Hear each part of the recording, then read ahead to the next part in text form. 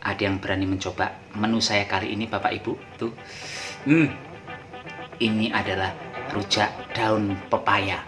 Apakah enak? Apakah tidak akan pahit? Yang penasaran? Silahkan ikuti videonya, nggih. Sekarang langsung OTW.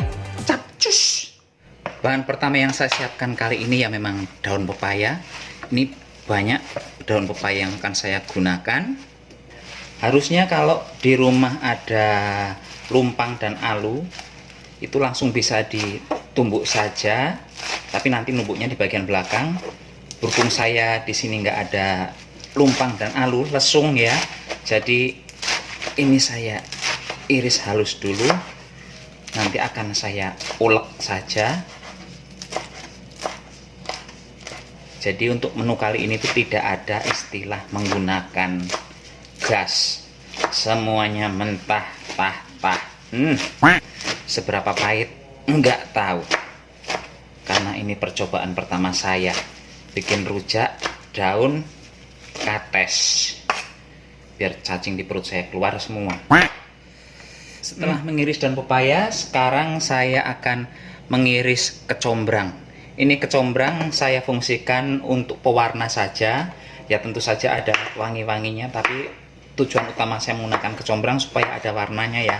Karena kalau cuman hijau saja nggak lucu. Jadi ini saya iris-iris. Ini sudah agak lama di kulkas, jadinya warnanya hitam kayak gitu bagian tengahnya. Tapi kalau yang masih segar itu harusnya warnanya seperti ini semua, bagus. Ini saya iris tipis-tipis. Ini nanti juga akan saya ulek-ulek ya. Kalau menggunakan tumbukan enak, jadi langsung dipotong jadi beberapa bagian langsung ditumbuk. Ini repot saya jadinya seperti ini. Sisihkan. Kemudian saya juga memerlukan belimbing. Ini belimbingnya juga belimbing gratisan, metik di depan rumah. Kebetulan dulu nanam belimbingnya itu dari biji, sekarang udah banyak buahnya sampai dikasihkan ke tukang rujak. Ini saya buang bagian tepinya supaya tidak sepet. Bahasa Indonesia yang sepet itu apa saya nggak ngerti. Ini juga langsung saya potong-potong. Ini belimbingnya manis minta ampun. Dan selanjutnya yang saya pakai adalah kacang panjang. Ini kacang panjangnya masih agak muda. Ini saya potong-potong. Dan tentu saja ini juga akan saya tumbuk nanti ya, diulek. Saya menggunakan ulekan. Yang pertama akan saya ulek adalah kacang panjangnya dulu. Ini diuleknya nggak sampai lembut ya, cuma dibecek-becek supaya pecah saja.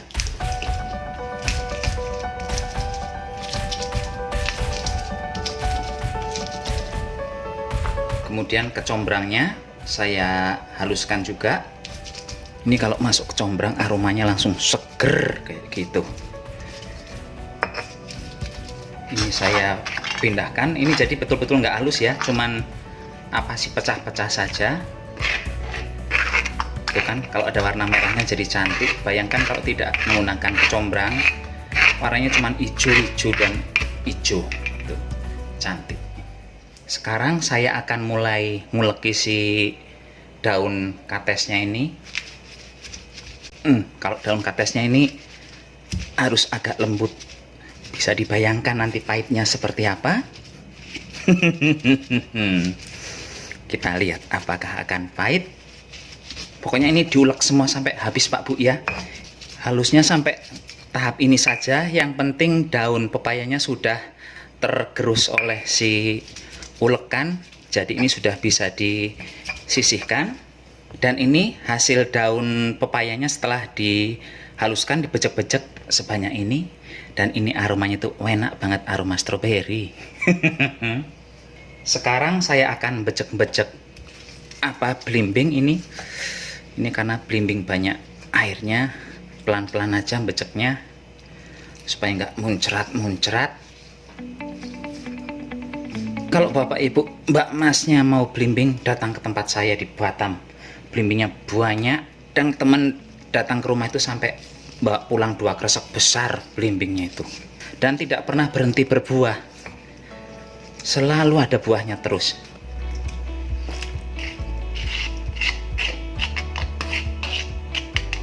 Ini kacang dan kecombrangnya saya campurkan lagi, saya jadikan satu. Bumbunya kalau saya simpel aja, cuman bawang putih, kemudian cabenya saya menggunakan 4 biji, plus gula jawa. Dah itu saja, plus garam tentu saja ya. Ini akan saya ulek dulu.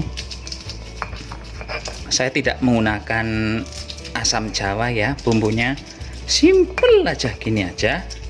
Yang penting pedes. Kalau bapak ibu suka pedas, mau ditambah pedas lagi nggih monggo.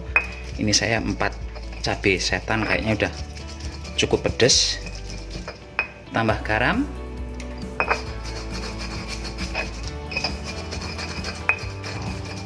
Kemudian saya tambah gula jawa. Ini gula jawanya lihat dulu, kalau satu cukup ya satu aja, nih satu tapi ukurannya kecil. Gula jawa unyil kalau tempat saya menyebutnya di kampung. Saya tidak akan menambahkan air di sambal ini karena kuah dari si belimbingnya udah banyak banget tadi sampai moncrot kemana-mana. Inilah resep teraneh di dunia persilatan. Makanan nggak umum dimakan, geragas. Sekarang ini akan saya campur dengan bahan-bahan yang sudah dihaluskan tadi. Langsung saja sambelnya saya masukkan. Ini harusnya jadi rujak tumbuk, tapi ini jadi rujak ulek karena saya tidak punya tumbukan. Selanjutnya ini akan saya campur saja. Dah begini saja bapak ibu, gampang toh rujak orang apa ini geragas. Orang geragas itu orang yang sembarangan apa aja dimakan. Seperti ini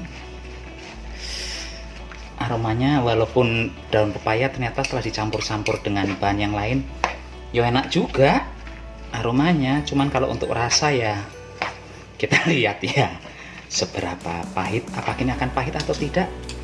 Tunggu saja sebentar lagi. Ini saya ratakan.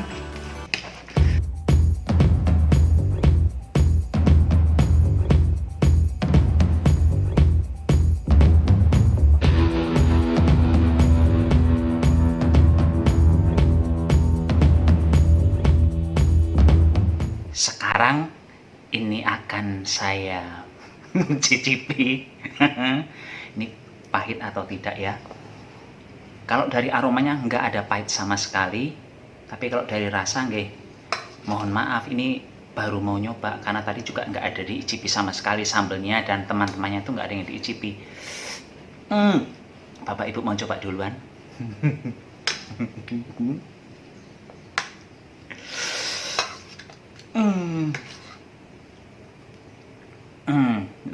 Monggo duluan.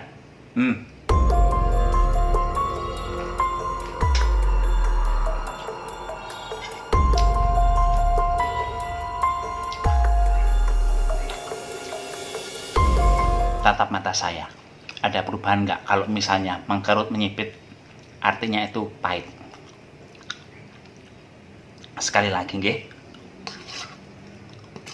Karena kan ekspresi mata itu sebenarnya nggak bisa dibohongi. Makanan enak atau enggak, lihat aja bola matanya. Ini.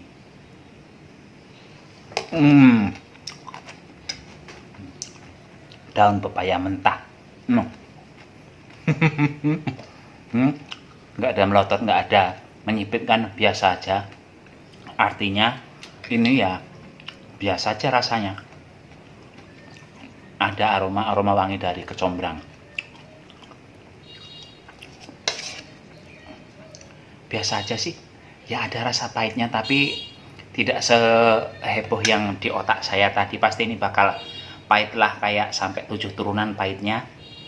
Tapi ternyata pas dimakan biasa aja. Malah yang ada rasa pedes.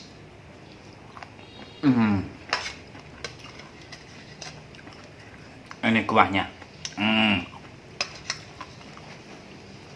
Belimbingnya barusan saya makan, nggak ada pengaruh rasa pahitnya sama sekali, manis-manis saja. Ini kuahnya.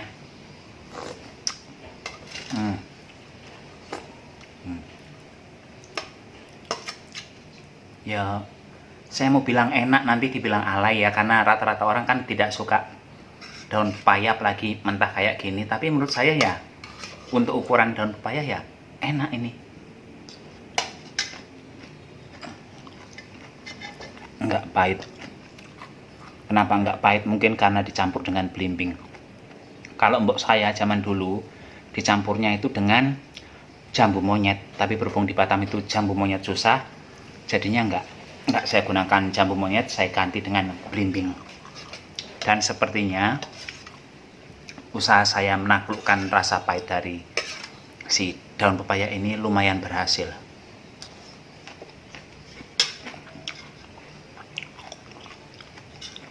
Semisal di rumah tidak ada belimbing, mungkin ya bisa diganti dengan babal.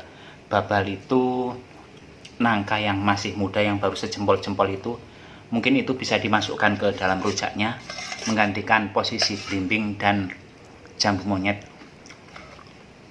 Karena mungkin sebenarnya si daun pepaya ini pahitnya bisa ditaklukkan oleh sesuatu yang rasanya sepet.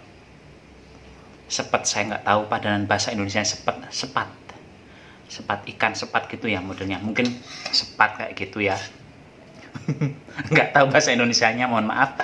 Yang jelas kalau bapak ibu lagi menikmati jambu monyet, rasanya seperti itu, menurut saya itu arti definisi dari rasa itu adalah sepet kayak gitu.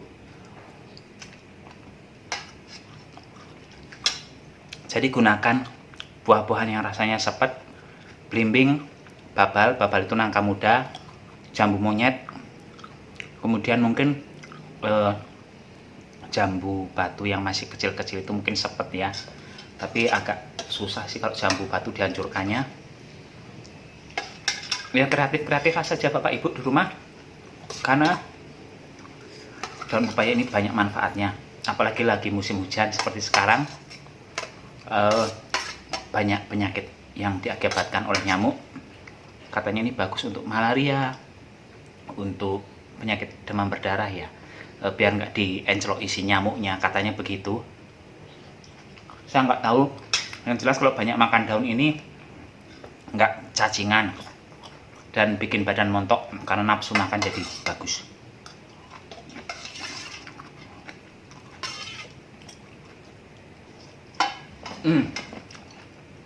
Habis.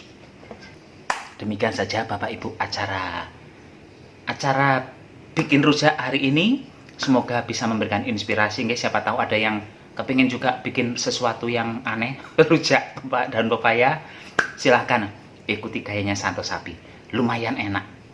Ini pun Santo Sapi mohon pamit dulu, sampai jumpa di video berikutnya. Tetap jaga kesehatan, gunakan masker kalau keluar rumah. Bye bye.